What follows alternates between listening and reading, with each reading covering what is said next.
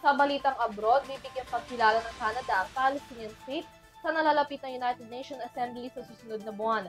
Gagawin ito matapos mangako ang Canada na magsasagawa na sila ng eleksyon sa susunod na taon at tumalima sa iba pang pangako nito.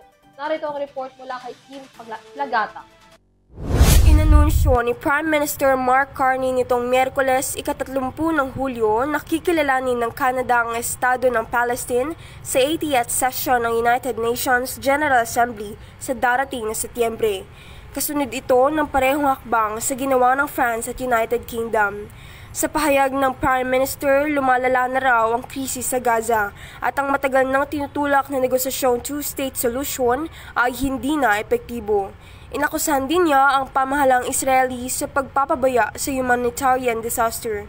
Inilatag ng Canada ang pagkilala sa Palestine batay sa pangako ng Palestinian Authority na magpapatupad ng reforma, magsasagawa ng halalan sa 2026 at hindi papayagang lumahok ang Hamas. Dagdag pa nito, ang magiging estado ng Palestine ay kailangang walang armas militar. Sa kabilang panig, mariin itong tinutulan ng Israel at ng United States o US na sinabing ito'y parang gantimpala lamang daw sa terorismo.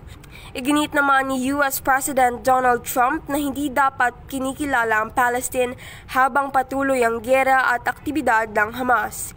Hinimok naman ng ilang grupo sa Canada ang pamahalaan na ituloy ang pagpapataw ng mga parusa, ihinto ang pagbebenta ng armas sa Israel at suriing muli ang kasunduang pangkalakalan.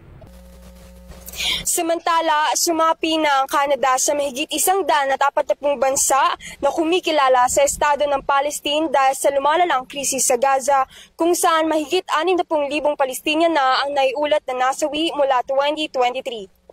Para sa EuroTV News, ako si Kim Plagata, sumasaludo sa bawat Pilipino.